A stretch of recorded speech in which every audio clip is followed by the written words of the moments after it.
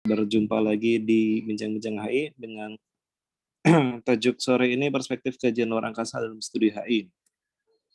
Untuk teman-teman yang ada di HI Universitas Tanjung Pura, mungkin ini suatu hal yang baru ya. Saya rasa belum ada satupun yang membahas ini di skripsinya ataupun di kelas, walaupun ada yang menyinggung mungkin tidak begitu signifikan ya. Nah, alhamdulillah hari ini kita mendapat kesempatan untuk mendengar langsung dari praktisinya sekaligus akademisinya. Nah, Kang Deden Habibi yang sudah hadir bersama kita, dan kebetulan juga hadir Ketua Angkatan beliau, HI Unpad Angkatan 2010, Kang Hadid Windoro bersama kita tadi sempat ngobrol. Nanti kalau ada kesempatan mungkin juga bisa ikut sharing-sharing Kang pengalaman selama kuliahnya dan selama menjadi aktivis mahasiswa di HI Unpad. Sebelum itu mungkin dari teman-teman HI Untan yang juga Komahi ada yang bisa memperkenalkan diri secara bergantian sambil menunggu Kang Deden mempersiapkan teknis presentasinya. Silakan, barangkali dimulai dari siapa? Reski atau Karen? Silakan. Biar semakin mengakrabkan. Ini kebetulan saya impor teman-teman dari Bandung, relasi Bandung Circle ya, dan ya Bandung School. Bandung School. Ini anak-anak Bandung School. Silakan sambil menunggu. Siapa duluan? Silakan, Reski atau siapa? Caca, Karen mungkin. Ada Bang Joy juga. Nah, silakan. Singkat saja nama NIM, kira-kira apa kajian yang menarik di HI. Silakan. Karen dulu atau Joy yang sudah standby kamera, atau Reski? Saya dulu kali ya, Pak. Oh ya, silakan. Selamat sore teman-teman. Perkenalkan saya Karen Riyadi dari Prodi HI Angkatan 18. Saat ini saya berada di kajian politik global ya. Cuma mungkin secara spesifik ya saya cukup tertarik dengan bagian keamanan sama feminis ya, gerakan feminis gitu. Mungkin itu saja yang bisa saya sampaikan. Terima kasih Karen. Kalau nggak salah Kang Jawa ini bimbingan Ibu Nita ya. Jadi mungkin nanti bisa ngobrol-ngobrol juga soal feminis. Betul. Nah, benar kan? Nah, belajar dari gurunya feminis di Unpad, nanti Kang Jawa mungkin bisa komentarin soal itu. Oke, yang lain silakan. Siapa dulu sambil menunggu? Boleh saya, Pak? Ya, silakan. Perkenalkan, sebelumnya nama saya Reski. Konsentrasi saya sama seperti Karen sebelumnya tentang politik global. Dan di dalam studi HI saya tertarik juga di dalam bidang feminis, studi keamanan global juga. Mungkin kisaran itu aja. Terima kasih. Tambahannya Kang Deden, ini Reski ini sekretarisnya Komahi ya? Benar ya? Sekretaris ya? Wakil ketua. Oh, wakil ketuanya. Oh iya. Wakilnya. Top manajernya lah di himpunan. Oke, silakan. Siapa lagi ada yang ingin saling bersapa? Joy mungkin udah standby itu dengan masker gantengnya. Mic-nya Joy. Assalamualaikum warahmatullahi wabarakatuh. Selamat siang, Bang Deden, Pak Adit, Kiki, teman-teman Komahi semua. Apa kabar? Silakan, saya Jo Evan dari Hubungan Internasional Angkatan 2016, salah satu mahasiswa semester akhir yang terdampak pandemi lah, yang masih belum jauh dari HI Untan. Saya sama dengan teman-teman tadi, Kiki dan Karen, ngambil kajian politik global, dan ya, tentang kajian luar angkasa ini sangat menarik sekali ya, karena di HI Untan sendiri belum pernah ada yang bahas itu. Kalau untuk tentang teritorial paling sebatas hukum laut internasional, tapi kalau seperti hukum angkasa, politik aviasi apa itu memang hal yang menarik sih. Makanya saya juga penasaran kan dengan seperti luar angkasa itu hukumnya gimana sih, apakah kayak laut? Kalau laut kan ada zona CTE 12 km dan seterusnya. Nah, itu kalau di luar angkasa itu seperti apa gitu. Itu yang ingin saya pahami lebih lanjut, yang mungkin ilmunya mungkin lebih cocoknya ke ilmu astronomi ya. Nah, ini kan mungkin ya tambah pengetahuan juga, nambah ilmu juga. Oke, makasih Bang Deden, Pak Adit, ditunggu bahasannya nanti. Makasih. Oke, terima kasih Joy. Ada lagi yang mau ikut memperkenalkan diri dan memberikan komentar awalnya? Sebagai informasi, Kang Deden ini sempat ikut programnya AX kan, yang astronot itu, bener ya? Itu saya ingat Iya, banget iya. itu. Nah, nanti Kang Deden mungkin bisa sharing soal Oh itu juga. iya, pasti. Udah ada fotonya. Nah, Oke. pada masanya terkenal nih Kang Deden. Oke, ada lagi yang lain teman-teman HI Untan yang mau memperkenalkan diri sambil menunggu. Kang Deden nanti kalau udah siap tolong dikabari ya. Oke. Sebentar lagi. Oke. Satu lagi yang kenalan. Hasannya mana Oke. kan? Hasannya ada tanya wakil ketuanya tuh. Oh iya. Oke. Sibuk ngurus vaksin kali dia. Oh. Oke, baik. Oke, silakan ada yang mau ini lagi memperkenalkan diri. Ini ada anak 2021 mungkin ini yang teman-teman maba HI. Ada yang mau perwakilannya memperkenalkan diri, barangkali mungkin penjelasannya kenapa kalian masuk HI. Benar. Boleh, silakan sambil menunggu. Nih, yang 2021 ini kalau lihat dari namanya nih ada NIM-nya nih. Septia Lestari, Muhammad Sabil, Jennifer. Ada lagi? Ada? Belum ada? Lazarus mungkin? Lazarus dari kemarin juga rajin nih ikut.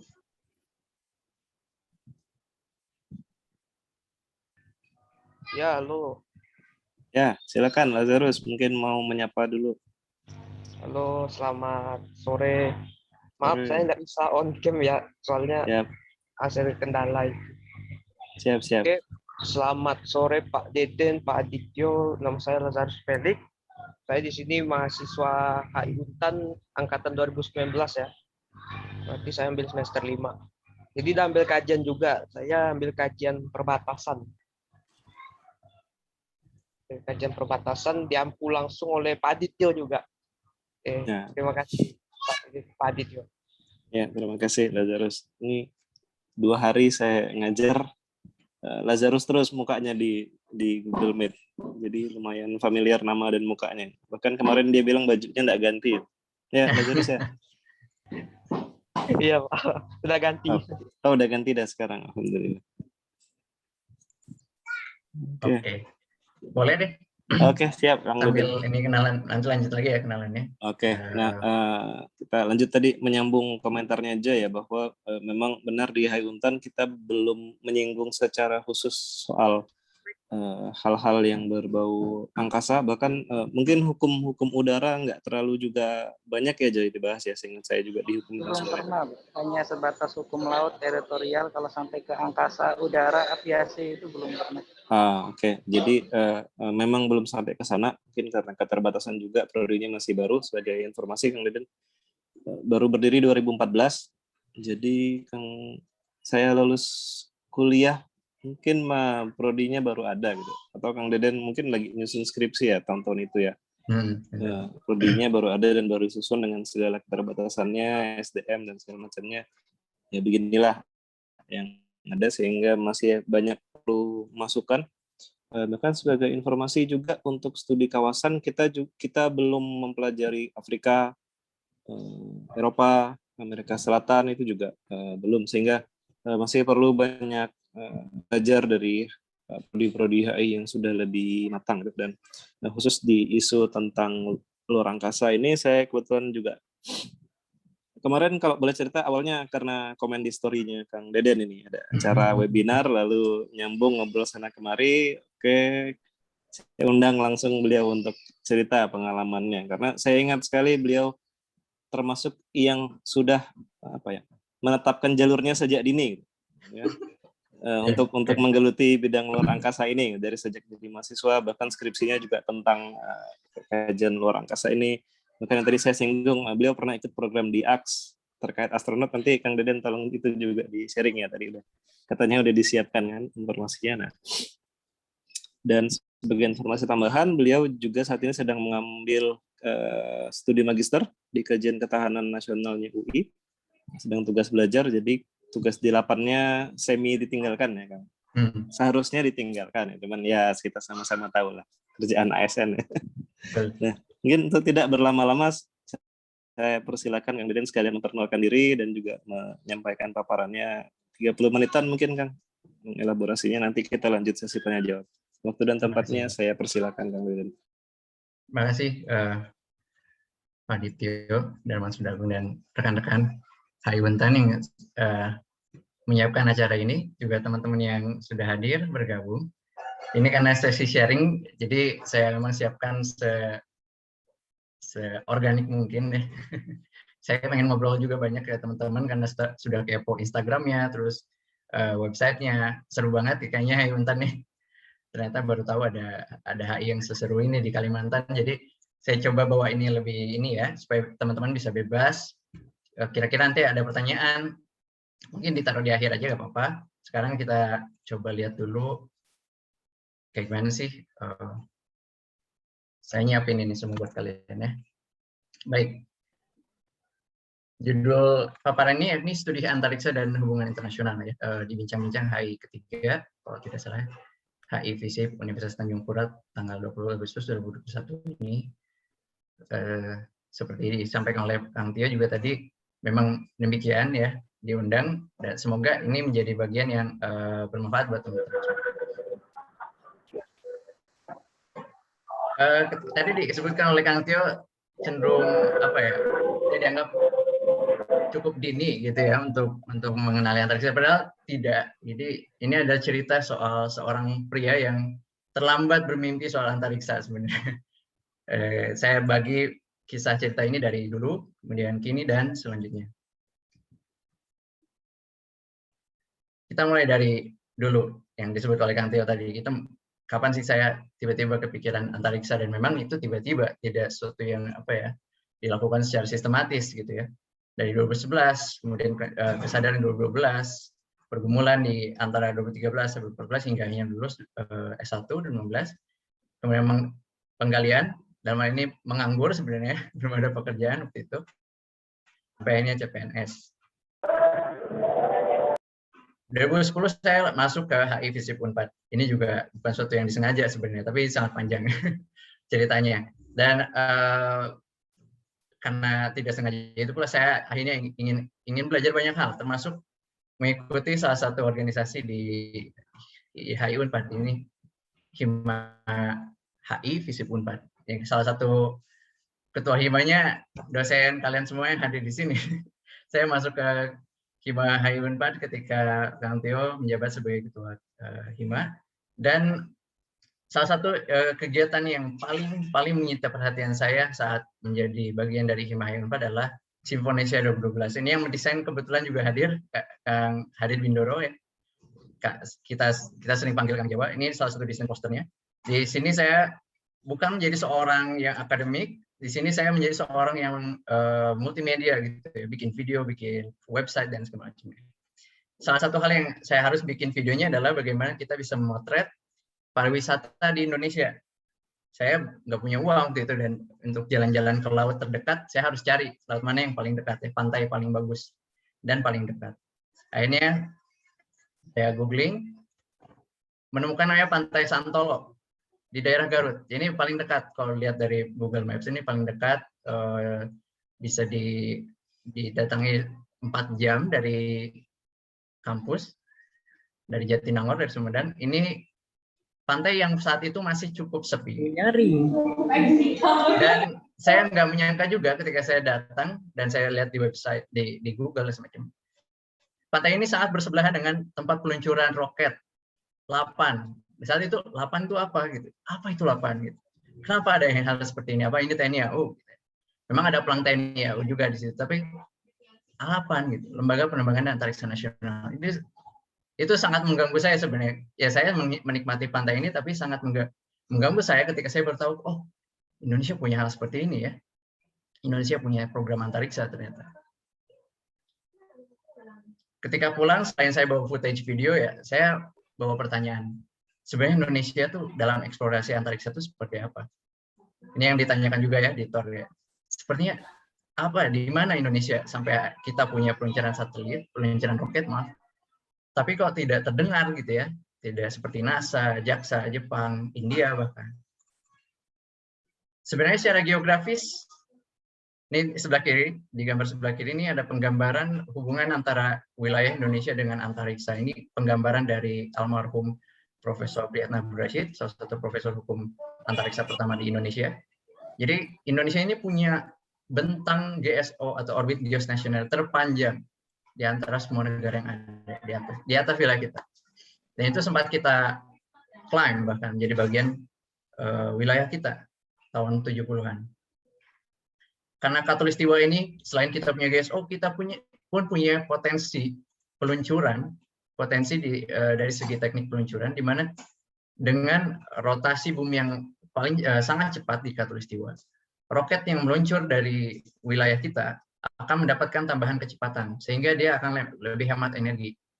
Itu yang membuat NASA membangun peluncuran roketnya di Florida. Dia mencoba sedekat mungkin dengan Khatulistiwa.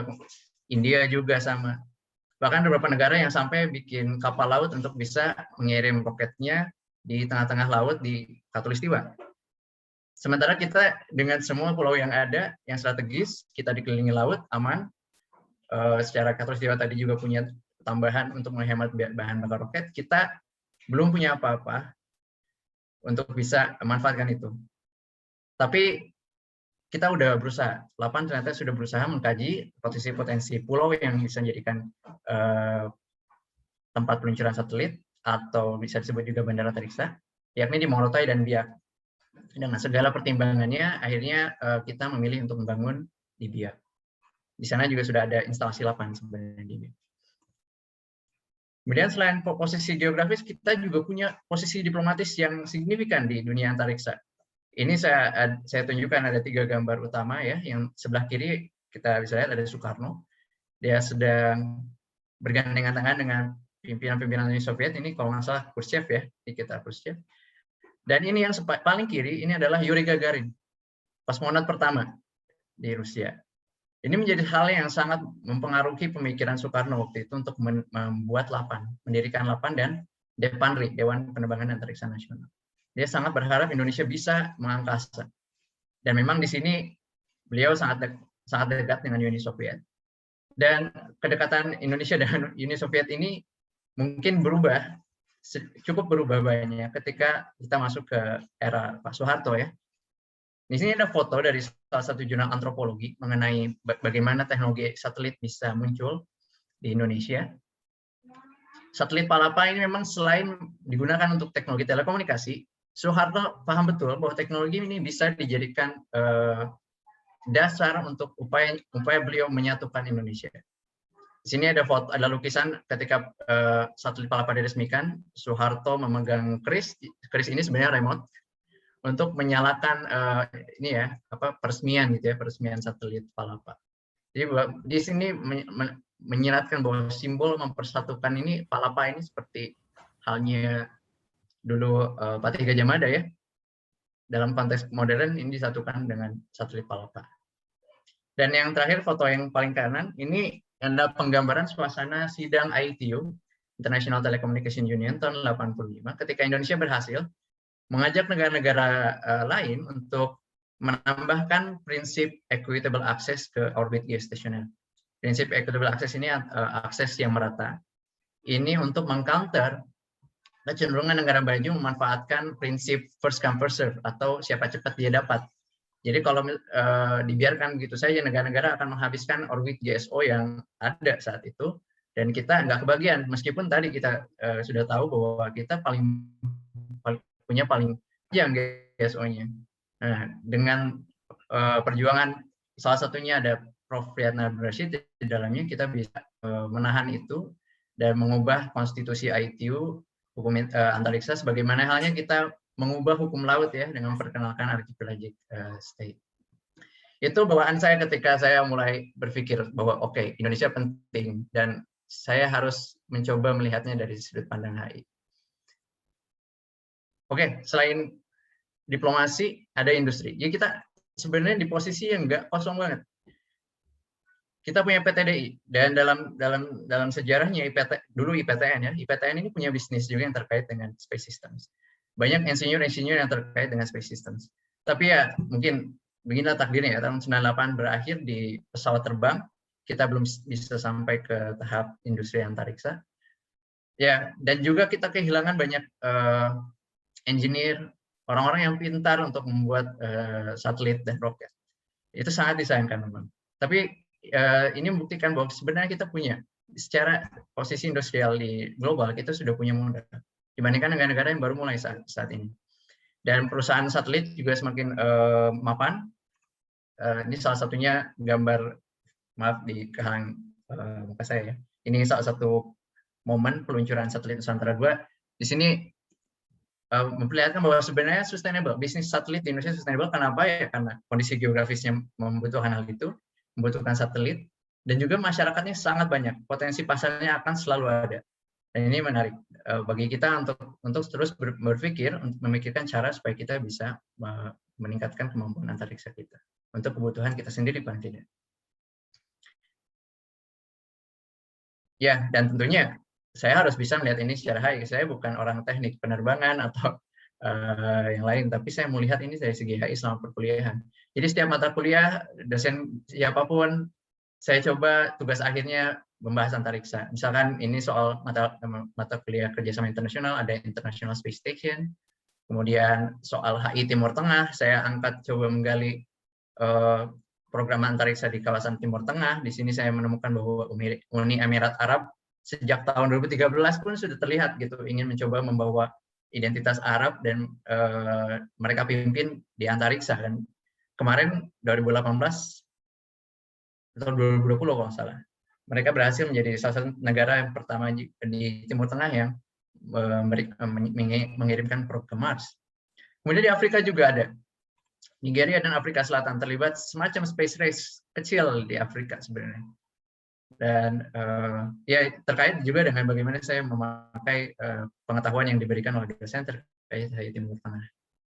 Waktu itu dosennya Pak Hikmawan Saifullah. Dan ini juga tentang Sputnik, inovasi propaganda Uni Soviet. Saya tidak melihatnya secara geostrategik di sini karena mata kuliahnya adalah komunikasi media global dan ternyata relevan. Dosen pun cukup engage dengan artikel ini, dan ya banyak hal ternyata yang bisa kita lihat lewat studi HI terhadap kegiatan antariksa itu sendiri.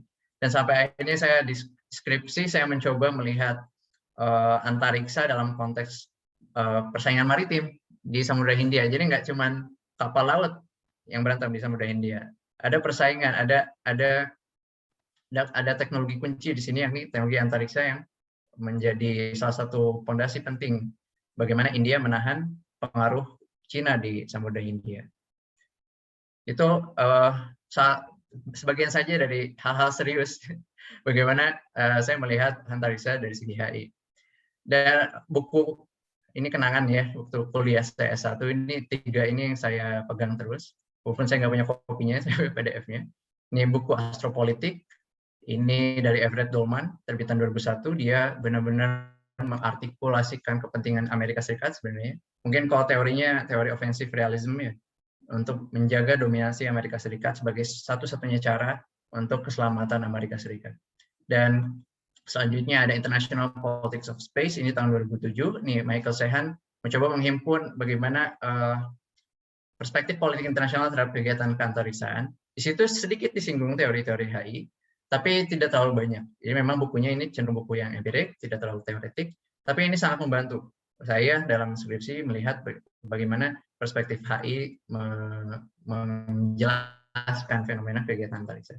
Dan juga yang terakhir ada A Theory of Space Power, Selected Essays. Ini kumpulan esai bagaimana para pemikir space studies mengonsep space power. Jadi space power ini konsep yang masih baru, mungkin belum ada konsensusnya sampai sekarang. Tapi ini sangat penting juga untuk dikembangkan selain land power, sea power, air power gitu ya, space power, dan sekarang ada cyber power. Ya, itu seriusnya ya. Ini yang tadi yang Tio sampaikan, ini tahap menggilanya saya senang sama antariksa sebenarnya. Di sebelah kiri ada 2 foto. Ini memang saya pernah ikut programnya Aks Apollo. Sebenarnya terserah itu produk apa, ini saya tidak iklan ya. Terserah itu produk apa, ketika ada kegiatan antariksa saya coba ikut. Di sini hadiahnya siapa yang menang dia akan dikirim ke antariksa. Sebenarnya belakangan saya tahu tidak benar-benar ke antariksa, cuman melewati batas. Nanti kita bahas ya. Foto saya lupa di mana karena itu sudah lama. Tapi di sini saya nemuin ada foto saya kecil banget di sini. Ada sebelah kiri itu saya berdiri pakai celana hitam strip putih. Tidak hanya itu, saya sempat juga di malam keakraban di HI. Ini sangat menyenangkan memang di HI Unpad ini. Ada kegiatan pekan olahraga angkatan, kemudian diakhiri dengan malam keakraban. Biasanya tiap angkatan mengirimkan wakilnya untuk nyanyi atau main musik lah ya. Saat itu temanya antariksa, kebetulan angkatan 2013 ya, kegiatannya 2014. Saya buat sendiri baju astronot-astronotan ya. Ya thanks to Kang Hadid yang hadir di sini juga, ini dengan adanya kesempatan ini saya jadi semakin semangat sebenarnya dengan antariksa gitu ya, sampai bikin seperti ini. But yeah, it's just part of my life as international relations undergraduate student di Unpad. Nah, tadi kan disebutkan ya, saya cenderung vakum, dalam hal ini tidak punya pekerjaan yang bergaji gitu ya. Sempat saya bikin startup waktu itu sama teman saya, Sultan Fajri Majid dan istri Nur Aktif, dan beberapa produk diantaranya adalah apps yang teman-teman juga bisa lihat, mungkin sekarang masih ada, belum saya update sebenarnya, tapi masih ada dan masih jalan. Pertama, Theories and Debates, ini saya mencoba menghimpun teori-teori HI di dalam suatu app supaya handy ya, karena kebetulan memang waktu itu ada kebutuhan untuk menjelaskan banyak teori HI secara singkat, ya sudah kita coba bikin aja teorinya, dan tidak hanya teori, tapi debates. Ini yang menjadi bagian penting dari studi HI menurut saya, dan membuat studi antariksa lebih kaya lagi. Ini yang menjadi hal penting juga, bahwa teori di HI itu juga tidak boleh dilepaskan dari perdebatan yang ada, dan itu yang menjadi fondasi dasar. Kemudian selain itu juga untuk antariksa sendiri saya membuat handy apps for merangkum hukum antariksa. Saya pengen tahu juga bagaimana isi hukum antariksa secara cepat, karena kalau baca PDF mungkin kurang nyaman, makanya saya coba bikin apps-nya ini. Sampai akhirnya tahun 2017 ada pengumuman CPNS 8, saat itu ada bukaan, tidak hanya untuk HI sebenarnya, untuk semua ilmu sosial dan politik. Jadi saya coba masuk, saya juga bingung apa benar gitu ya, 8 ada kesempatan untuk saya masuk, dan alhamdulillah ya, sini saya jadi bagian dari 8. Kita masuk bagian kini di mana 2018 sampai 2020 saya bekerja di 8. Saya highlight bahwa status saya adalah seorang PNS, seorang peneliti, dan juga bagian dari 8. Mengapa PNS? Secara teoretis ini sangat berimplikasi ya, studi HI. Saya akan berpihak pada negara. Pada hampir segala kesempatan saya coba tanya nih, ketika saya berada di pelatihan peneliti di Puspitdiklat DP Cibinong, saya bertanya kepada salah satu pematerinya, peneliti senior, Pak, saya di kantor sebenarnya cenderung bias Pak, tidak seperti ilmiah, penelitian sayap pesawat atau mesin roket gitu yang cenderung lebih objektif. Bagaimana Pak menempatkan diri saya? Ya, tetap peneliti harus objektif. Unfortunately, it's not that easy. Gimana caranya saya tetap objektif sebagai peneliti, tapi PNS. Dan saya adalah bagian dari 8. Kenapa 8 menjadi penting juga dalam perhitungan saya? Karena saya tahu persis, saya ingin Indonesia seperti mimpi saya sebelumnya. Saya ingin Indonesia bisa maju, bisa punya roket sendiri. Tapi saya juga paham betul bahwa ini bukan jadi prioritas. Jadi menjadi bagian dari 8 adalah menjadi bagian pemerintahan keseluruhan. Saya harus tahu bahwa sebagai PNS, kepentingan nasional itu tidak hanya soal kepentingan pribadi, golongan tertentu, tapi kepentingan keseluruhan.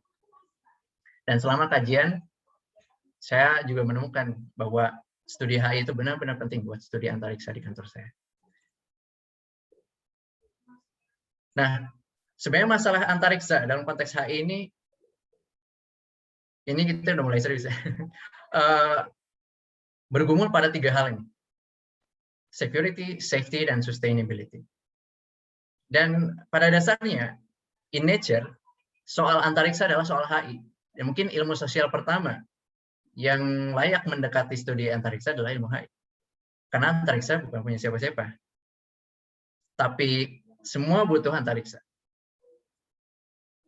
Security ini paling dasar. Ini paling dasar. Ini yang mempengaruhi awal-awal kegiatan antariksa di tahun 50, 60, 70. Bagaimana negara-negara, terutama Amerika Serikat dan Uni Soviet, tidak hanya berlomba untuk mengisi antariksa, tapi juga berlomba membuat senjata untuk menghantam aset antariksa negara musuh. Dan ini masih menjadi fitur utama sekarang dalam persoalan antariksa sekarang, bahkan meningkat. Tapi tidak hanya ini lagi, karena masalah security juga terkait juga masalah safety. Antariksa semakin kita butuhkan, astronot semakin banyak kita kirimkan, satelit juga, dan akhirnya keselamatan mereka, astronot, yang mungkin kalian bisa nonton di film Gravity tahun 2014 ya, 2013. Itu memperlihatkan bahwa isu safety buat astronot itu sangat penting sekarang. Sampah antariksa yang ukurannya di sini bisa kita lihat ini hanya 1 cm mungkin, tapi dengan kecepatan yang sangat tinggi bisa membuat lubang besar ini. Ini logam. Bagaimana kalau ini menghantam astronot yang sedang bekerja di luar? Selain safety, dan pada akhirnya kita harus tahu bahwa antariksa juga bagian orbitnya itu terbatas. Dan semakin banyak satelit yang meluncur sana, roket yang meluncur sana, semakin banyak rongsokan di sana, semakin sulit kita menemukan tempat untuk bisa menambah satelit-satelit baru. Jadi isu sustainability yang mungkin kita sering dengarnya di permukaan bumi saja ya, dengan SDGs-nya, Sustainable Development Goals, juga menjadi masalah utama di antariksa sekarang. Dan kita tidak perlu melihat perdebatan teori HI itu di dalam beberapa dokumen sekali. Ini bisa kita lihat langsung dalam satu dokumen. Ini kalau teman-teman mau lihat dokumen report persidangan UN COPUOS, United Nations Committee on the Peaceful Uses of Outer Space di website unosa.org. Ini report terakhir 2019 karena 2020 ada corona, jadi tidak ada sidang. Kita bisa melihat perdebatan teoretikal di sini. Ya mungkin tidak terlihat untuk teman-teman kita yang bukan HI ya. Tapi kalian yang HI yang kalau baca report ini, kalian bisa langsung melihat bahwa ada unsur-unsur neorealisme di sini, ada neoliberalisme di sini, ada Marxisme, ada environmentalisme dan lain-lain. Bahkan gender, tadi ada teman yang menyampaikan ketertarikan dengan gender ya. Dari neorealisme sendiri ada beberapa contoh, misalkan terkait misperception, kemudian confidence building measures. Terus neoliberalisme ada debat terkait bagaimana space governance, bahwa space itu perlu ternyata diatur bersama-sama, tapi caranya seperti apa, itu menjadi perdebatan. Kemudian Marxisme, teori kelas. Jadi ada kelas juga di dalam dunia antariksa ini. Ada negara space-faring nations, ada non-space-faring nations. Space-faring nations adalah negara-negara yang mampu meluncurkan satelit, meluncurkan roketnya ke antariksa. Negara yang belum mampu, dia non-space-faring nations. Ini berimplikasi, sistem kelas ya, ini berimplikasi juga pada seberapa didengar suatu negara, misalkan dalam debat kebijakan antariksa global. Dan yang terakhir, environmentalism. Tadi disampaikan ada sustainability, jadi baru-baru ini 2019 baru disepakati mengenai guidelines atau panduan bagaimana negara-negara bisa menjaga sustainability outer space. Nah, karena saya kepo dengan Instagram kalian dan ada banyak yang lulus dari kajian perbatasan, ini sangat unik sebenarnya. Ini HI Untan meskipun baru sangat strategik Kang Tio untuk mengambil niche marketnya. Karena jarang juga yang studi HI yang mengambil perbatasan. Tapi yang saya ingin angkat di sini, apakah perbatasan vertikal dalam hal ini antara udara dan antariksa sudah juga menjadi bagian dari hirauan? Karena banyak sekali bahkan profesor HI di berbagai institusi penelitian dan universitas belum memahami bahwa rezim udara dan rezim antariksa itu sangat berbeda. Katakanlah rezim udara mengkafling ruang udara berdasarkan setiap negara. Antariksa tidak. Antariksa benar-benar menafikan atau menghalau segala klaim yang dibuat oleh negara. Jadi nggak boleh ada bagian antariksa yang dianggap bagian teritori. Namun masalahnya, sejak kapan antariksa dimulai? Sejak ketinggian berapa antariksa dimulai? Itu menjadi pertanyaan. Itu menjadi pertanyaan. Kalau Indonesia kita punya kecenderungan untuk ya 100 km, karena banyak temuan ilmiah yang membicarakan bahwa 100 km ke sana itu sudah antariksa. Buktinya apa? Pesawat terbang bersayap sudah tidak bisa terbang di ketinggian tersebut. Tapi Amerika menentang itu dan sekutunya ya. Amerika menentang itu. Tidak perlu, sekarang kita tidak punya kepentingan untuk kegentingan ya untuk membagi udara dengan antariksa secara saklek seperti itu, karena menurut mereka yang harus dibedakan itu adalah maksud dari si spacecraft-nya, maksud dari si wahananya. Kalau memang itu roket, kalau memang itu satelit, itu menjadi bagian dari antariksa, sehingga berlaku hukum antariksa bahkan sejak dia masih di launchpad. Gitu. Dan itu disebut pendekatan fungsionalisme. Sedangkan pendekatan kita dan beberapa negara lain seperti Rusia ya, yakni spasial. Jadi batasnya harus jelas gitu, harus ada ukurannya.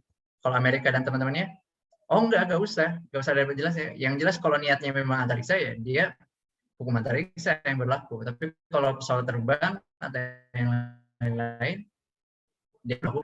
Ini perdebatan yang tidak akhir sampai sekarang. Dan ini sangat menarik juga kalau didekati dengan konsep teknogeopolitics. Salah satu juga dari geopolitik juga, bahwa memang negara yang mampu dan punya leadership di bidang teknologi tertentu, dia berlaku bebas. Lalu bagaimana ke arah sebaliknya? Bagaimana studi antariksa bisa memperkaya HI? Ini space race, ini harus dibahas. Ini space race sekarang ada 2 jilid, space race 1 dan space race 2. Space race 1 ya Uni Soviet dan Amerika Serikat. Mereka bersaing. Tapi uniknya di tahun 70-an mereka melakukan upaya mendemonstrasikan bahwa mereka juga bisa kerjasama. Jadi ini ada Apollo dari Amerika dan Soyuz, mereka kan pertemuan di orbit dan saling bersalaman saat itu. Itu menarik. Bagaimana di dalam konteks perang dingin, persaingan di permukaan bumi, proyeksi di antariksa, tapi juga kerjasamanya. Gitu. Ini menjadi problem HI sebenarnya. Dan di space race kedua, ini gambar atasnya ada SpaceX dan Blue Origin. Mungkin teman-teman paling sangat familiar dengan Elon Musk, SpaceX dan Blue Origin. Ini mereka menandai suatu era baru di mana yang bersaing bukan lagi negara. Ini perusahaan. Jadi yang punya modal sekarang yang bersaing, yang menentukan bahkan arah kebijakan keantariksaan saat ini, bahkan. Jadi tindakan mereka membuat negara-negara harus mengikuti. Itu menarik sebenarnya. Namun di sisi lain, selain swasta, di gambar yang terhalang oleh muka saya ini, Cina masuk lagi, seperti menghadirkan space race tahun perang dingin. Dia berusaha membuat koloni di bulan, dia tidak ingin ikut Amerika Serikat, dia kerjasama dengan Rusia, dia mendarat di bagian bulan yang tidak pernah didarati oleh negara-negara lain, dan dia bahkan punya map sendiri, peta sendiri, menamai bagian-bagian bulan dengan bahasa mereka sendiri. Ini sangat penting untuk kita lihat gitu ya, bagaimana hal ini masuk ke hubungan internasional gitu. Ini bukan di bumi lagi masalahnya. Kemudian ada kontribusi soal global commons problem. Jadi yang tadi disebutkan ya, sustainability singkat saja, bahwa sekarang lingkungan yang harus dijaga bersama-sama oleh semua negara, masuk nih antariksa sebagai bagian dari itu. And simply a whole new paradigm.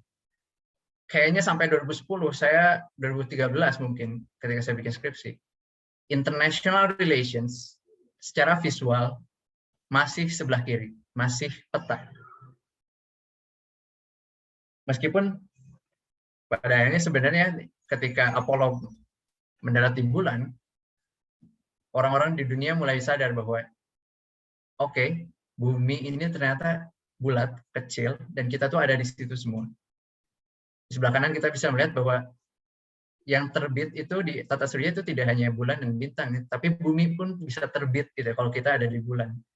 Ini suatu paradigma baru yang tentunya juga menjadi pertanyaan mendasar ke HI. Apakah HI sebatas peta ini saja, atau dia bisa melampaui bumi?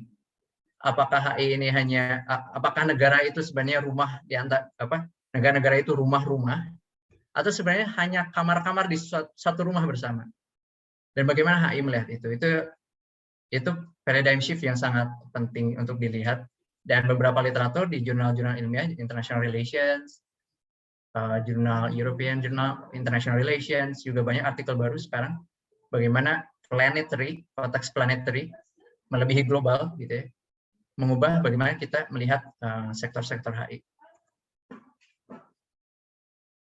Dan sekarang ya, saya S2 lagi. Kenapa ketahanan nasional? Karena saya melihat bahwa di dalam kegiatan penelitian saya, banyak stakeholder nasional yang tidak selamanya inline dengan kepentingan lapan. Dan namun saya tidak mau lepas dari dasar hubungan internasional yang sudah saya miliki di S1. Ini salah satu dosen saya menyusun buku Ketahanan Nasional, terbitan tahun 2020, baru kemarin, jadi saya masuk, bukunya baru terbit.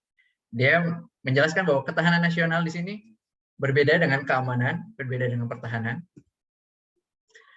tapi juga tidak lepas dari riwayat keilmuannya, dan salah satu jejaknya adalah hubungan internasional. Jadi hubungan internasional ini mempengaruhi terbentuknya ilmu ketahanan nasional, meskipun sepertinya domestik ya bahasanya, ketahanan nasional gitu, tapi tidak, ternyata ini sangat-sangat international relations. Dan dia berada di Sekolah Kajian Strategi dan Global sekarang di UI, semakin memantapkan bahwa ini bukan soal nasional saja, ini soal internasional dengan perspektif yang baru. Dan alhamdulillah saya kuliah didanai oleh Lemhanas lewat beasiswa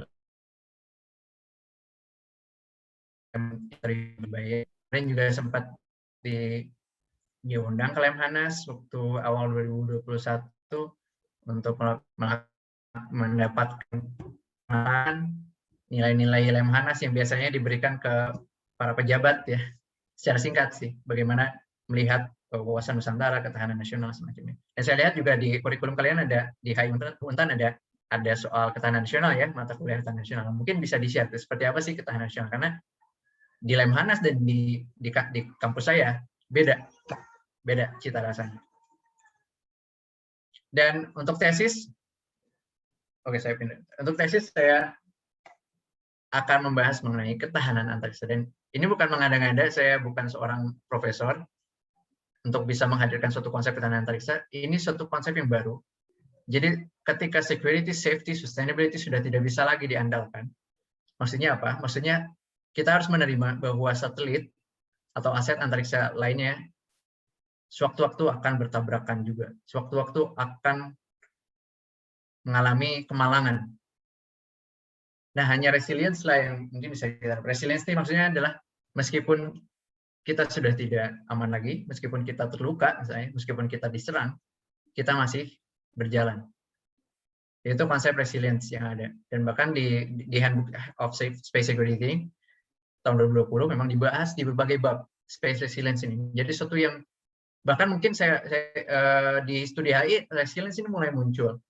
Salah satu scholarnya di Philippe Bourbon, bagaimana dia melihat keamanan masyarakat ketika didatangi oleh para imigran, bagaimana suatu identitas masyarakat itu masih bisa bertahan, resilience, meskipun masuk budaya-budaya baru. Itu menarik, karena kenyataan globalisasi sudah tidak bisa benar-benar membuat suatu negara itu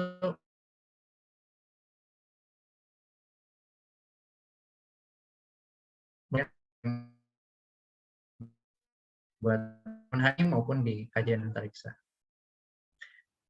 Dan ternyata kalian FISIP Untan ini sangat dekat dengan kantor 8 di Pontianak, kantor 8 BPAA 2, Balai Pengamatan Atmosfer dan Antariksa. Saya juga sempat nanya ke teman saya, Ibu Ena di sana, kira-kira Untan bisa main nggak ke sana ke 8? Bisa. Dan namun memang kegiatannya untuk ilmu sosial belum ada ya, belum ada. Banyak kan di sini pengamatan langit, atau juga bisa minta data penginderaan jauh, misalkan mungkin di situ ada sawit atau hutan gitu ya.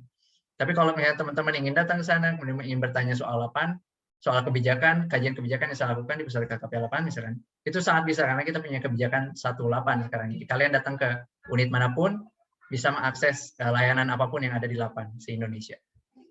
Itu. Jadi dengan kedekatannya seperti ini, sepertinya kalian yang duluan yang datang ke 8 Pontianak sebelum saya.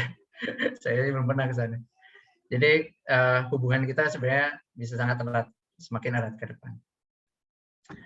Itu terakhir dari saya. Terima kasih Antio dan rekan-rekan semuanya. Ayo bincang-bincang. Terima kasih Kang Deden atas kisahnya ya, yang dimulai dengan apa tadi, timeline kisah hidupnya, yang kemudian bisa di breakdown jadi beberapa kisah-kisah seputar substansi yang tadi mengacu soal space race tadi yang menarik juga, terus kemudian ada 3 konsep, security, safety, dan sustainability, serta beberapa hal tadi soal seperti apa ke depan kira-kira kajian ini bisa dilakukan oleh Pestudi HI ya. Oke, baik. Untuk kesempatan selanjutnya, barangkali dari peserta ada yang ingin bertanya. Sebentar, di kolom chat tadi ada pertanyaan nih, Kang Deden. Apa saja dampak-dampak dari dependensi Indonesia terhadap sarana dan infrastruktur dalam berurusan pada eksplorasi antariksa ke negara-negara maju dan berkembang? Indonesia berkolaborasi dengan siapa saja dalam upaya eksplorasi dalam konteks bilateral atau mungkin multilateral kali? Ada yang mau ditambahkan dari pertanyaan ini? Oke, makasih banyak nih Pak William Herbert. Atau sebutnya apa nih? Kalau di sana Abang atau Mas?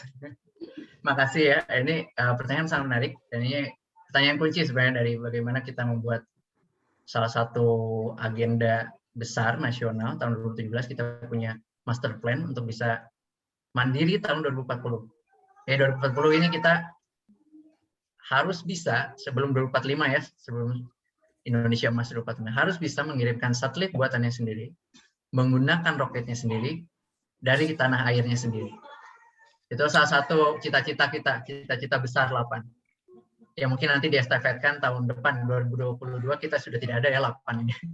Kita akan melebur ke Tamrin bersama BPPT, bersama Batan, bersama LIPI. Jadi kalau misalkan urusan antariksa, kalian akan ketemu BRIN untuk mulai dari tahun depan. Itu penting ya, karena seperti yang ditanyakan oleh Abang William Herbert, dependensi Indonesia ini sangat rentan. Contoh yang mungkin menarik untuk dilihat juga untuk pas, mungkin bukan antariksa ya, ketika kita di embargo ya soal pesawat tempur oleh Amerika Serikat, itu sangat-sangat berdampak buruk. Tapi untuk antariksa sendiri bahkan, ya untuk satelit komunikasi, sampai saat ini, lebih dari separuh bandwidth satelit komunikasi kita menyewa transponder satelit asing. Ini sangat berisiko keamanan informasi. Kemudian kalau satelit tersebut ternyata diserang, kita juga kehilangan akses. Itu baru dari segi satelit yang sudah kita miliki sejak tahun 76. Belum karena kita tidak bisa buat sendiri, kita harus bayar mahal ke perusahaan-perusahaan luar. Tapi it's okay, selama hitungannya bisnis masih lancar ya. Banyak negara yang seperti Luxembourg, dia menjadi pemain terbesar di satelit komunikasi. Luxembourg loh, negara kecil banget, dia ngapain punya satelit banyak-banyak karena dia berbisnis di situ. Ya aneh, negara sekecil itu punya satelit paling banyak di GSO, tapi untuk bisnis, gitu, bukan untuk dirinya sendiri, bukan seperti Indonesia gitu yang secara alamiah betul itu. Dia punya uang, akhirnya dia bisa membuat satelit sebanyak itu. Kita tidak punya uang, kita tidak bisa memanfaatkan slot GSO yang ada di satelit asing. Karena kita sangat bergantung pada teknologi luar. Dan juga peluncuran, kita tidak punya alat peluncur sendiri. Banyak sekali kesempatan kita di satelit-satelit buatan kita itu mundur peluncurannya karena roket yang disiapkan oleh negara lain di mana kita menumpang di situ mundur juga karena ada halangan teknis atau yang lain-lain. Bahkan kemarin ya dengan beberapa kali dengan roket Cina satelit kita hilang, ledak. Ya itulah kalau kita punya dependensi ya seperti itu. Jadi banyak hal-hal yang menjadi agenda keantariksan kita harus memperhitungkan faktor-faktor lain di luar. Baik itu faktor yang disengaja maupun tidak. Kalau disengaja ya tadi remote sensing saja, misalnya kita kan dipotret ya, data-data penginderaan jauh yang kita dapatkan selama ini itu kita beli dari satelit asing. Sebenarnya data penginderaan jauh itu juga mereka simpan terus meskipun kita tidak beli. Jadi foto Indonesia itu akan selalu Dan meskipun ada juga hukum internasional yang mengatur bahwa harus minta izin ke negara yang dipotret, misalkan terkait hal-hal tertentu ya. Tetap saya tidak sulit bagi negara seperti kita misalnya untuk apa namanya menuntut negara yang memotret wilayah kita. Ya mereka tidak bisa kita cegah juga gitu untuk memotret wilayah kita. Itu banyak hal, mungkin tidak semua hal, tapi beberapa hal yang memperlihatkan bahwa kita memiliki dampak-dampak dari dependensi Indonesia terhadap eksplorasi antariksa negara lain. Dan bagaimana kolaborasi Indonesia ya dalam ikatan bilateral? Banyak. Tadi disebutkan oleh Kang Tio juga ada multilateral. Mungkin kita mulai dari bilateral. Dan ini menjadi kekuatan diplomatik kita sebenarnya. Karena kita memiliki politik bebas aktif, kita punya hubungan bilateral dengan India, dengan Cina, dengan Jepang. Biasanya kalau negara lain itu, kalau hubungannya sama Cina, Cina aja. Dia nggak berani sama Jepang. Atau sebaliknya. Dan itu kita manfaatkan, sangat kita manfaatkan. Jadi kita bisa meluncurkan satelit, waktu itu satelit bikinan kita sendiri, satelit 8 Tubsat, A2, A3, dengan roket India. Dan apa yang kita kasih kepada mereka? Kita kasih kesempatan mereka membuat instalasi di Pulau Biak, di 8 Biak. Instalasi untuk tracking roket juga, tracking roket mereka. Jadi mutualis ya, simbiosis mutualis. Meskipun dalam kajian terakhir India lebih banyak mendapatkan keuntungan dengan kita, tapi it's okay. Itu jadi evaluasi ke depan. Itu contoh India. Kemudian China kita juga kerjasama dan banyak hal di antariksa. Dan salah satunya di roket juga. Itu salah satu yang sangat sulit di bidang roket ini untuk bisa mendapatkan teknologi. Dan salah satu pintunya adalah China. Dan ini tidak bisa banyak dibahas mungkin ya karena sangat sensitif. Saya pun tidak terlalu banyak tahu bagaimana Indonesia dengan China, tapi kita sangat kuat, cukup kuat untuk hubungan kerjasama dengan China. Kemudian dengan Jepang, secara bilateral dan multilateral juga sangat kuat. Kita sering bekerja sama dengan Jepang. Jepang melakukan instalasi pengamatan antariksa, pengamatan atmosfer, mungkin di Pontianak, juga di Biak. Dan terakhir kita minta mereka bantu untuk memperkuat observatorium nasional di Nusa Tenggara Timur. Mungkin cenderung paling banyak bahkan dengan Jepang ini. Dan kita juga rutin ikut dengan multilateral yang mereka sponsori, yakni APRSAF, Asia Pacific Regional Space Cooperation, Space Agency Forum. Di samping kita juga sekarang terakhir menjadi anggota APSCO yang disponsori oleh China. Jadi ada 2 organisasi regional antariksa, ini cuma ada di Asia Pasifik, mungkin persaingan organisasi regional antariksa antara China dan Jepang. Ini juga menarik secara hubungan internasional. Dan menarik bagi posisi Indonesia, kenapa? Karena kita bisa ikut dua-duanya. Tapi ini tentunya menjadi trade-off ya, ketika kita dekat ke dua-duanya. Artinya kita tidak bisa mendapatkan hal yang maksimal mungkin dari salah satunya. Ya China juga akan berpikir mungkin, wah ini dia dekat dengan Jepang, atau Jepang bilang, dia sama Cina juga dekat gitu. Ya itu mungkin trade-off. Tapi disinilah mungkin bagaimana kita bisa mengkaji supaya kita bisa meningkatkan kepiawaian diplomatik kita, manfaatkan posisi diplomatik kita untuk bisa mencapai kepentingan nasional kita, terutama menjadi spacefaring nation di tahun 2040.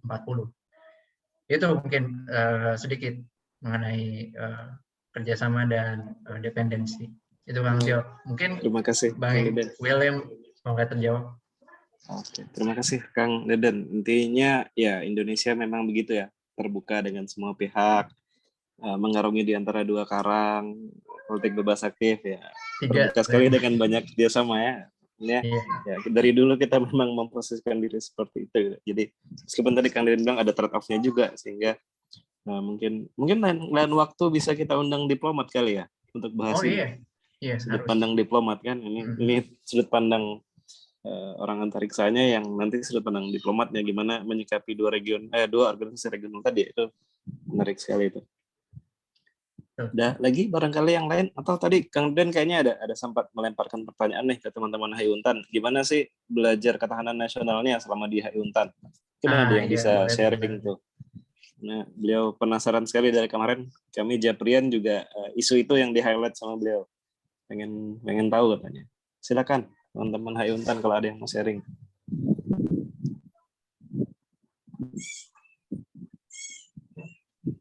Itu semester awal ya? Semester 3 ya kayaknya. Oh, semester 3. Kalau nggak salah. Atau semester 2. Yang mahasiswa mungkin yang tahu nih. Saya nggak hafal ya. Mungkin yang udah masuk semester 3. Saking banyaknya ya. Semester 2 Pak. Nah, semester silakan. 2. Mungkin Felix mau sharing, Felix.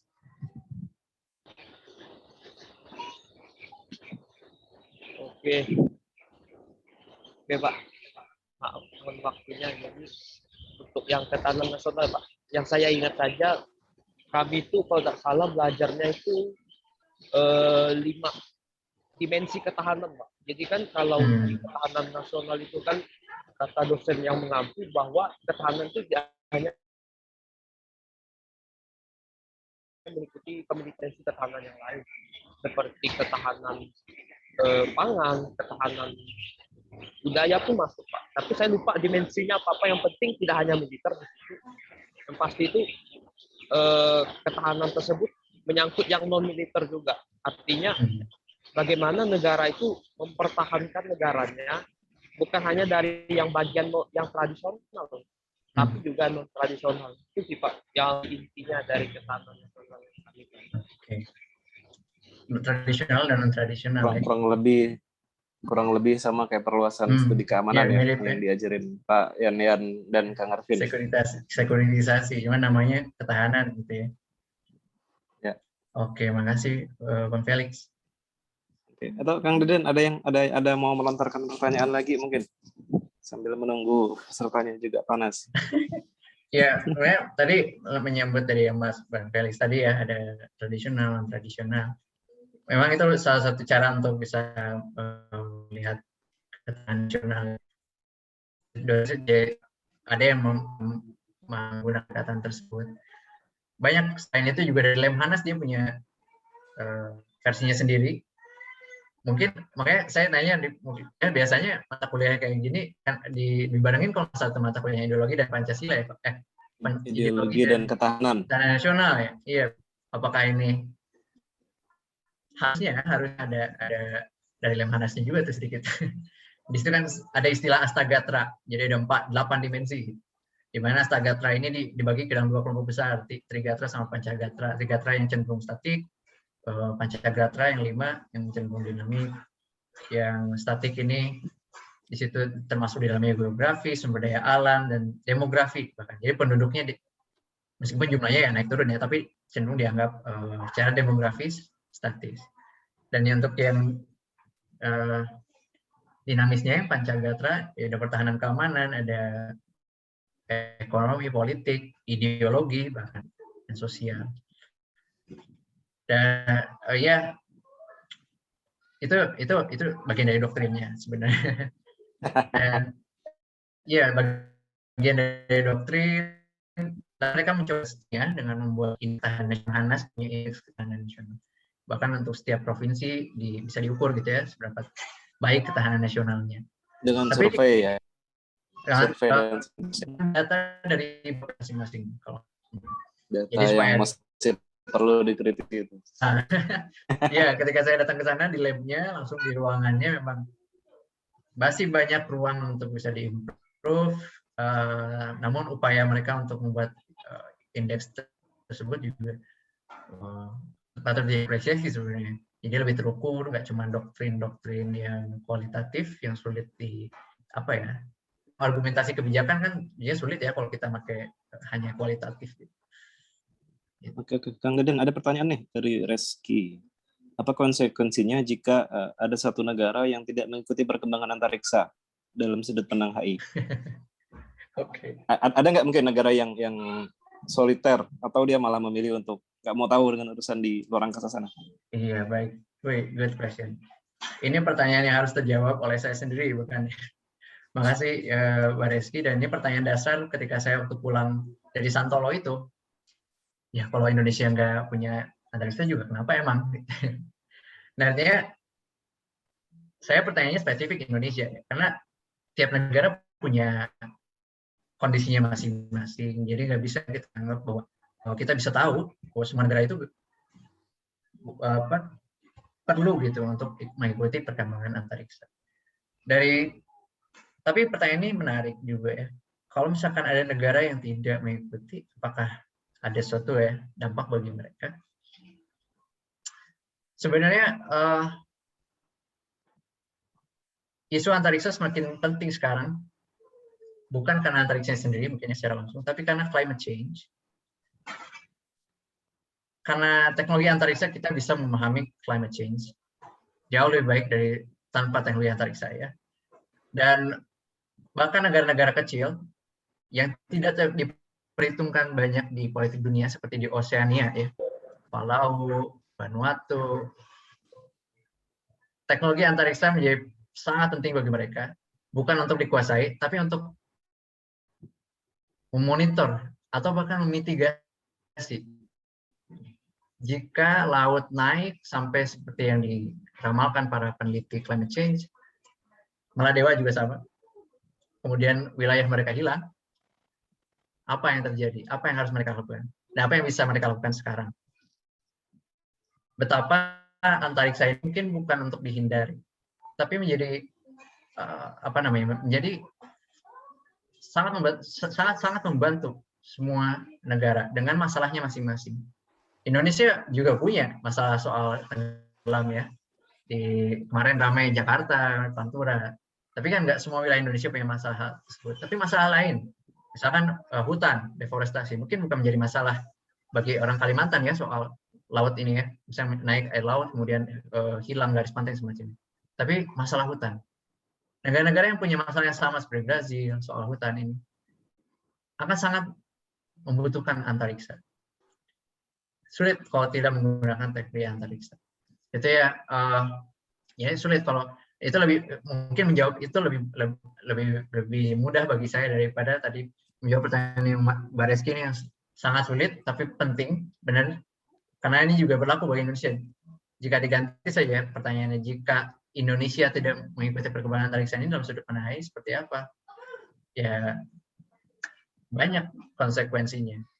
Kita tentunya negara yang besar, kaya, kita dipotret sepanjang hari oleh dan kita butuh hasil gambarnya itu sendiri gitu kan. Kemudian kita butuh komunikasi meskipun kita tidak internet kita sekarang sudah mulai disebarkan ke seluruh Indonesia tidak menggunakan satelit dengan fiber optik. Lebih dari 95% karena sebenarnya internet kita itu sudah mengandalkan fiber optik. Itu menjadi klaim dosen BSSN, buat dosen keamanan cyber saya di ketahanan cyber di perkuliahan S2. Jadi enggak ada hubungannya sekarang internet dengan satelit. Karena dia berpikir bahwa ya memang internet sekarang banyak di fiber optik. Tapi fiber optik ya dia infrastruktur juga, dia bisa terganggu, dia bisa seperti kasus 2007 gempa Taiwan. Kita terputus dari internet global karena apa? Karena fiber optiknya juga terguncang, rusak. Akhirnya kita butuh satelit pada akhirnya. Dan Indonesia secara alamiah akhirnya seperti itu. Untuk ketahanan telekomunikasinya, satelit tidak bisa ditinggalkan. Gitu. Luxembourg juga. Ini terakhir ya, mungkin contoh Luxembourg. Kenapa dia ingin ikut perkembangan antariksa, bahkan sampai berbisnis? Karena dia sudah tidak punya apa-apa lagi. Dia hanya mengandalkan sumber daya alam, gitu, sumber daya manusia. Mereka punya dulu bisnis bajak waktu itu ya, kalau nggak salah. Jadi sejarahnya mereka kaya seperti itu karena dia berada di posisi yang sangat menguntungkan untuk menjadi perhubungan antara Belanda, Belgia, Prancis, Jerman, jadi industri bajak. Tapi pendapatan dari industri itu mungkin semakin tidak bisa diandalkan, hanya dia masuk ke pasar antariksa. Jadi kalau dia tidak mengambil pasarnya saat itu, mungkin Luxembourg tidak sesejahtera sekarang, seaman sekarang. Jadi setiap negara punya alasannya masing-masing untuk ikut perkembangan antariksa. Itu mungkin bisa ditambah lagi nanti di literatur yang lain. Terima kasih Kang Deden. Saya jadi teringat tadi penjelasannya tentang kebutuhan kita akan satelit. Saya pernah ikut konferensi di Bali waktu itu. Salah satu penelitinya membahas tentang ilmu kelautan, soal kondisi laut di perairannya Bali. Dia nggak bisa dapat data dari satelit Indonesia, harus minjem satelitnya Singapura katanya. Itu yang jadi salah satu kelemahan katanya. Kita selama ini dipantau. Tadi benar kata Kang Deden, kita dipotret setiap hari gitu oleh orang luar dan kita nggak punya data tentang itu bahkan di beberapa sektor. Bahkan kita nggak tahu siapa yang memotret kita. Itu makanya di tesis saya nanti saya mau coba mempropose gitu ya, bahwa kita kalau tidak bisa memotret diri kita sendiri, kita harus tahu sepanjang hari kita siap dipotret sama siapa aja, itu paling enggak gitu, paling minimal, karena situ kita bisa tahu gitu potensi-potensi ancaman itu bisa datang dari mana, berdasarkan data sensitif dari siapa, ya itulah. Dan mungkin tadi ya, kenapa harus pakai satelit gitu, akhirnya kan mau nggak mau tadi untuk melihat perairan Bali, kalau kita nggak punya satelit, minjem satelit asing, kenapa nggak pilihan lain gitu? Itu yang akhirnya membuat ya satelit antariksa sampai sekarang belum bisa digantikan mungkin ya. Ini teknologi cukup baru, cukup lama sebenarnya. Karena di dalam jurnal yang tadi ada foto Soeharto megang kris, Indonesia sudah meninggalkan teknologi satelit katanya. Jadi engineer-nya tahun 70, 80 karena dulu belum ada fiber optik mungkin ya, sangat mendorong Indonesia punya satelit. Tapi ketika tahun 2000-an muncul fiber optik, mulai turun. Karena satelit itu sudah jauh, di GSO juga ada latensi, ada delay sebenarnya. Tapi dengan fiber optik itu semua terjawab, akhirnya mulai ada penurunan interest terhadap teknologi antariksa. Tapi kita tidak bisa lepas begitu saja. Itu sih yang jadi pertimbangan mungkin. Gitu, Kang Deden, ada pertanyaan lagi nih dari Karen. Barangkali saya coba kaitkan dengan tadi Kang Deden singgung soal 2040 kita harus mandiri nih. Nah, kira-kira sampai nggak ke 2040 kita benar-benar mandiri? Atau mungkin prediksi Kang Deden sebagai yang berkecimpung di dunia itu, kira-kira berapa tahun nih kita sampai bisa mengejar ketertinggalan? Oke. Kira-kira mengira-ngira. Baik, terima kasih Mbak Karen. Kita highlight ketertinggalan. Jadi late comers ini memang selalu disadvantageous. Jadi selalu tidak diuntungkan dalam teknologi apapun. Makanya lebih baik kita jadi first mover. Jadi orang yang paling pertama bisa mendefinisikan apapun karena belum ada aturannya gitu. Dan itu yang dilakukan oleh Cina di teknologi 5G. Kalau teman-teman ikutin kan, teknologi AI, mereka nggak mau masuk mereka nggak mau mengejar, mereka pengen di posisi dikejar, karena selalu menguntungkan untuk dikejar itu. Tapi ya ketika tanya berapa tahun mengejar, kalau kita ingin menjadi seperti Amerika atau seperti India saja, 2040 bukan waktunya. 2040 bahkan kita hanya punya imajinasi untuk seperti New Zealand, perusahaan rocket lab di New Zealand. Jadi roketnya tidak terlalu besar seperti SpaceX, ya. SpaceX Falcon itu yang tingginya ya tinggi banget 70 meteran gitu ya. Kita pengen satelit kecil aja. Untuk roket yang kecil untuk satelit kecil ukuran 60 cm x 60 cm x 60 cm. Itu saja. Itu tahun 2045. 2040. Itu pun belum tentu bisa tercapai. Ini ada perhitungan yang memang apalagi kita juga punya reorganisasi sekarang. 8 sudah dilebur nantinya ke BRIN. Apakah yang menjadi agenda prioritas atau tidak? Itu kan sangat bergantung ya. Dana pada akhirnya, uang. Keberpihakan pemerintah itu bisa dilihat dari budget. Apakah memang kita prioritas sehingga kita bisa mencapai itu 2040 atau tidak? Makanya menurut Profesor Kazuto Suzuki yang kemarin hadir Kang Tio di acara webinar di kemarin dari University of Tokyo. Sekarang itu di antariksa itu negara-negara tidak bersaing untuk bisa unggul di semua lini, tidak. Jadi perspektifnya sudah sangat komersial. Negara itu harus bisa mencari niche market atau kekhususan yang bisa mereka kejar. Alih-alih bisa menunjukkan roket sampai GSO, alangkah lebih baik kita menyiapkan dulu bandara antariksanya dulu deh, kita sewain tempatnya gitu. Seperti yang sekarang kita lakukan di Biak. Jadi untuk bisa menyerap industri antariksa global sesegera mungkin, kita kejar membangun spaceport yang layak. Supaya apa? Supaya roket-roket SpaceX, roket-roket India mungkin, roket-roket Jepang yang cocok ya, bisa menyewa tempat kita untuk menunjukkan satelit. Sehingga ya kita jadi terminalnya aja gitu ya. Meskipun kita nggak punya angkotnya gitu. Tapi itu udah sangat baik. Kenapa? Karena nggak semua negara juga layak tuh jadi spaceport kan. Kita punya kondisi unik yang bisa kita manfaatkan ya untuk bisa mengejar katakanlah ya, bukan untuk menjadi pandai di segala hal seperti Amerika Serikat, tapi bisa masuk menjadi pemain penting dalam industri global. Itu bisa dilakukan, mungkin sampai 2040 itu bisa kita lakukan. Itu Pak Karen. Baik, terima kasih Kang Deden atas tambahannya. Barangkali yang lain ada yang mau ditambahkan atau mau ditanyakan? Ini kebetulan kita ada tamu dari Fakultas Hukum nih, Leonardo, yang juara debat nasional dari Untan tahun lalu. Mungkin ada yang mau dikomentari dari hukum, Fakultas Hukum, dia ngambil kajian hukum internasional. Ada yang mau ditambahkan, Leo? Atau masih menyimak? Izin tidak on cam karena kamera sedang ada gangguan. Selamat sore kepada Pak Deden dan juga Pak Adit. Terima kasih atas undangannya untuk hadir dalam kesempatan yang luar biasa hari ini membahas antariksa ya. Ini cukup menarik karena kebetulan ya jarang dibahas ya kalau misalnya tidak di perkuliahan atau mungkin di seminar ataupun workshop seperti ini. Karena saya anak hukum, mungkin pertanyaannya terkait hukum kali ya. Boleh. Kalau boleh tahu, sampai sejauh ini, apakah hukum-hukum internasional, boleh kali ya hukum internasional, karena ini hukum internasional juga ya. Hukum internasional, karena tadi kan katanya kita sering dipotret nih, dari luar sama negara-negara lainnya. Dan artinya kita udah punya proof dong, ataupun bukti bahwa adanya indikasi hal-hal ini terjadi. Apakah ada perlindungan terhadap negara-negara mungkin seperti developing nation, nggak cuma Indonesia kali ya, mungkin negara-negara yang lainnya juga mengalami hal yang sama, karena itu sudah bisa mungkin dianggap sebagai indikasi melanggar privasi atau apapun itu. Nah, itu mungkin gimana ya hukum atau perlindungannya yang ada? Oke, makasih. Ya, menarik. Silakan Kang Deden. Problematika ya. Kita punya remote sensing principle, salah satu bagian dari hukum antariksa yang kan hukum antariksa itu kan yang pokoknya itu terdiri dari beberapa perjanjian. Tapi remote sensing principles ini bukan menjadi yang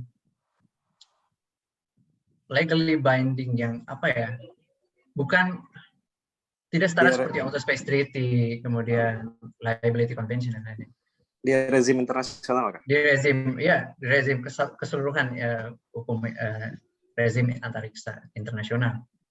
Ada, bahkan ada value di situ, normanya di situ bahwa negara yang dipotret itu harus punya privilege untuk bisa apa ya, bukan menuntut ya, bisa mendapatkan keterangan lah ya dari yang memotret. Tapi itu kondisi remote sensing principles ini dibuat di kondisi tahun 70-an, 80-an, di mana memang orang-orang belum tahu bahwa remote sensing itu punya nilai melebihi nilai pertahanan, keamanan ya. Dulu satelit pemotret ya satelit mata-mata gitu. Tapi sekarang wah, kayaknya semua negara butuh potretan satelit gitu, dan kita nggak bisa. HP kita juga nge-track terus. Oh iya, itu GPS ya. GPS itu beda makhluknya itu. Ini satelit yang motret sepanjang hari, dan akhirnya menjadi norma gitu ya. Ini jarang diperbincangkan juga lagi gitu ya di internasional, karena menjadi norma bahwa oke deh, kita ikhlas lah, semua negara butuh soalnya potret saja, karena satelit pemotretan itu biasanya tidak satu, dia itu satu fleet, satu armada, jadi bisa banyak dalam ketinggian yang sama, tapi di posisi-posisi yang beragam, supaya apa? Supaya bergantian gitu memotretnya. Jadi nggak nunggu dulu dia motret Indonesia, nunggu satu kali putaran gitu ya. Karena dia di orbit yang sangat rendah, kecepatan dia sangat tinggi, melebihi rotasi bumi, sehingga dia memotret Indonesia itu ya paling nunggu lagi berapa jam. Nah, supaya tidak perlu menunggu lagi berapa jam, supaya data pemotretannya diupdate lebih cepat lagi, ada satelit yang lain, satelit yang armada. Dan itu nggak cuma satu, Prancis punya, Amerika saja ada beberapa armada gitu untuk satu negara. Akhirnya jadi norma yang diterima kayaknya secara internasional bahwa oke, kayaknya sudah tidak bisa lagi ditutup-tutupi gitu. Tinggal nanti siapa yang punya akses paling ya? Iya, siapa yang punya akses? Diakses, siapa yang punya uang, siapa yang bisa berdiplomasi untuk bisa memastikan bahwa kondisi seperti ini tidak berbahaya bagi kepentingan kita.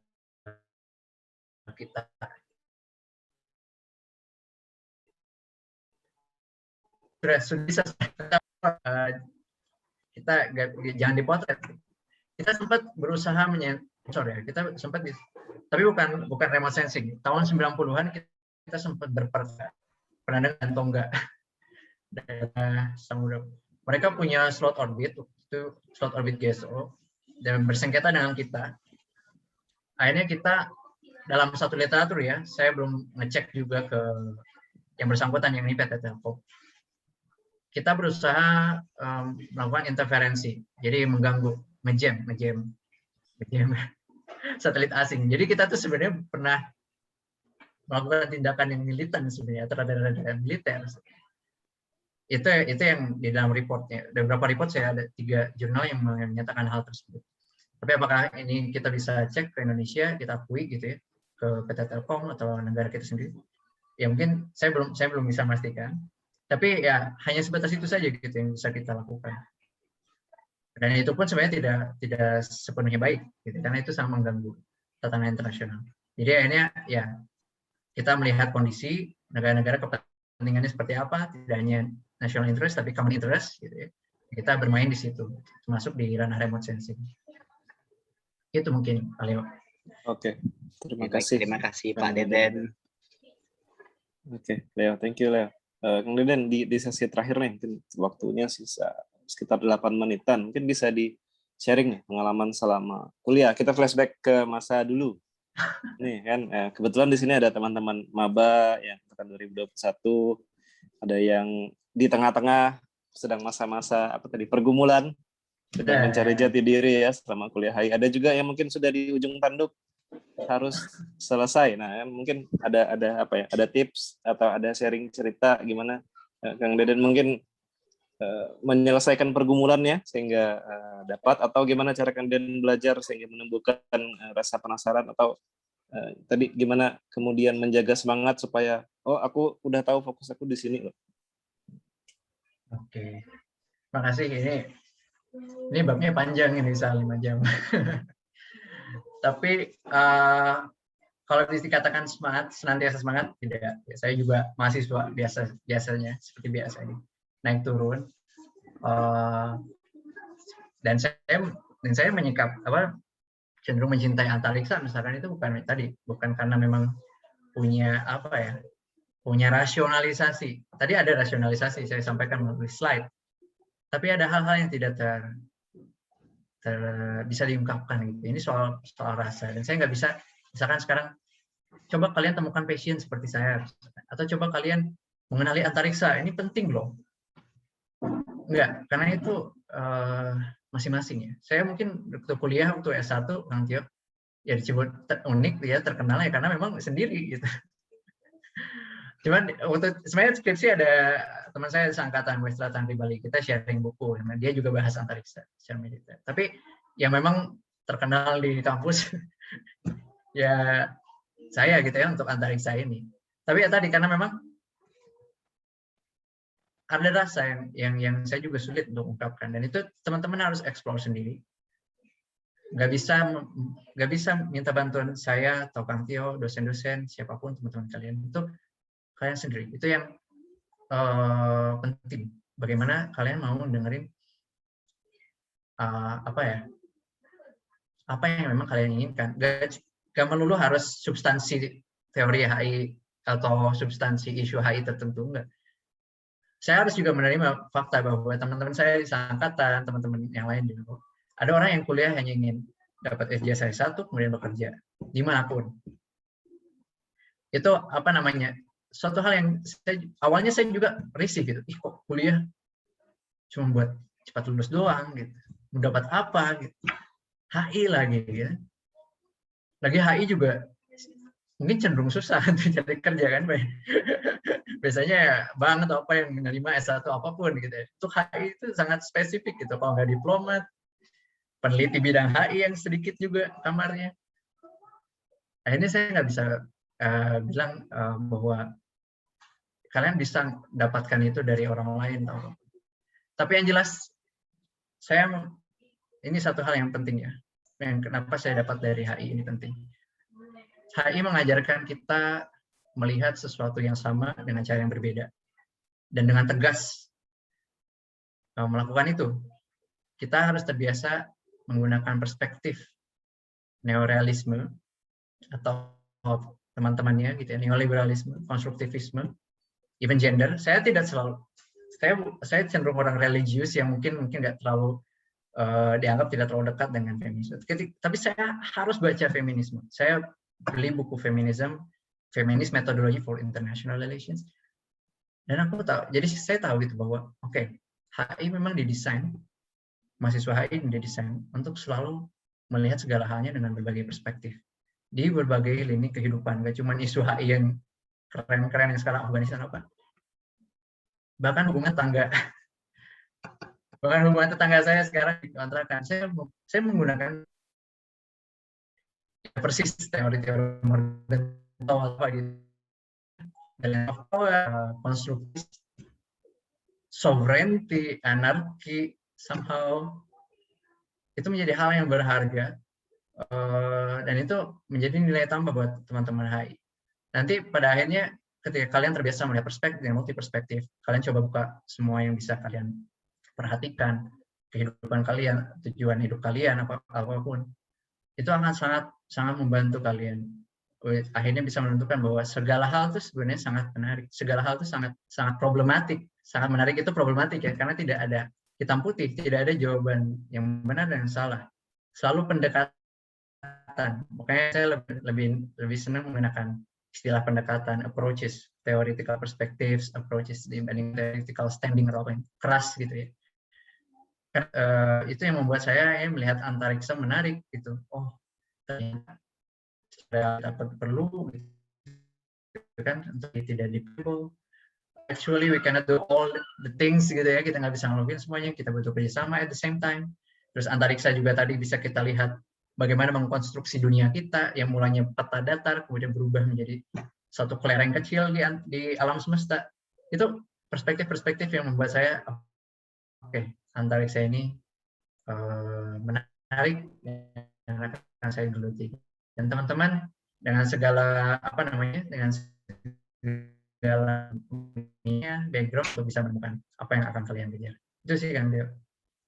Nah, terima kasih pesannya Kang Deden, hasil pergumulan sehingga munculkan kristalisasi bahwa ya HI belajar banyak hal, belajar banyak perspektif, belajar melihat sesuatu dari beberapa sudut pandang yang mungkin bisa saling bertolak belakang ya. Dan itu kenyataannya. Satu kasus dan dan kenyataan real, ya. Dunia nyata itu kontradiktif.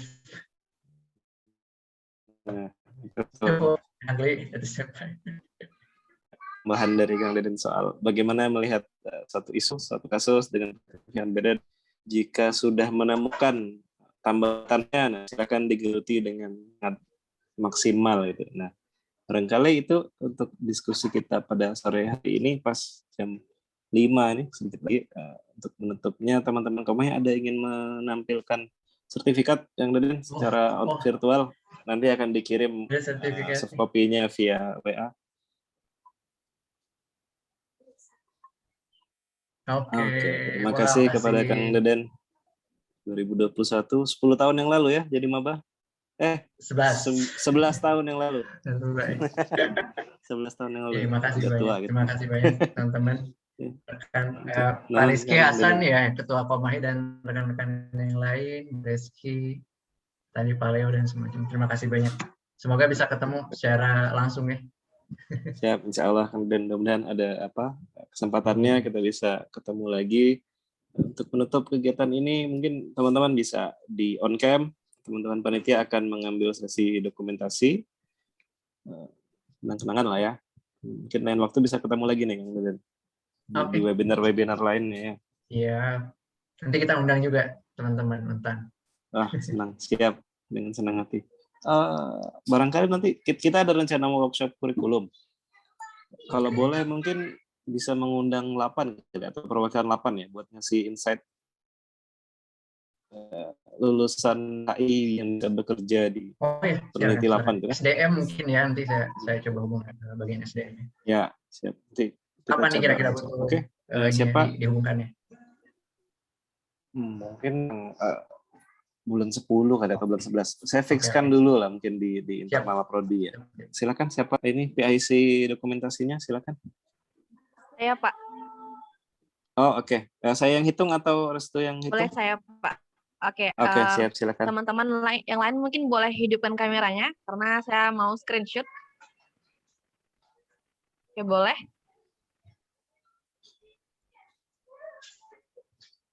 Sudah kali, Pin. Itu ada Kang Jawa muncul lagi. Halo Kang Jawa. Halo, Eh, saya Dia ada rapat foto katanya. aja nih. Siap. Oke, sudah siap semuanya? Oke. Saya Siap. foto. 1, 2, 3. Oke, sekali lagi. 1, 2, 3. Baiklah, terima kasih Kang Deden, Pak Adit. Ya, terima kasih. Terima kasih. Restu. Teman yang Terima lain. kasih Kang Deden, terima kasih semuanya atas kesempatannya. Dari panitia saya, mewakili panitia saya mohon maaf jika ada yang tidak berkenan. Mudah-mudahan bermanfaat dan jadi memantik api-api kecil untuk para pengstudi HI yang ingin mengkaji antariksa. Dan mohon izin mungkin Kang Deden kalau ada yang ingin berkomunikasi secara langsung terkait substansi atau mungkin mau yang tanya-tanya sharing pengalaman gimana magang di sana atau kerja di sana. Iya. Kalau magang, ada magang juga HI Untan. Kita ada, sepanjang tahun dari magang HI dari segala universitas. Saya tunggulah dari Untan. Nah itu keren. Berarti boleh saya share kontaknya ya, biar mereka langsung kerja. Ya. Terima kasih banyak. Terima kasih Kang Jawa. Masih ada kan Kang Jawa? Kang Jawa masih ada. Tadi ada Kak Teh Ratia bergabung sebentar. Cuman mungkin ada keperluan jadi live Zoom-nya lebih awal. Terima kasih semuanya. Semoga bisa berjumpa di lain kesempatan. Selamat sore. Assalamualaikum warahmatullahi wabarakatuh. Waalaikumsalam. Nuhun, Kang Jawa, Kang Deden. Siap. Terima kasih teman-teman HI Untan. Siap. Terima kasih Pak. Mahi sukses semuanya. Siap. Live Bisa ya. kita. Terima kasih Kang Deden. Ya. Oke. Sip. Saya izin live juga ya. Terima kasih semuanya. Kang Jawa.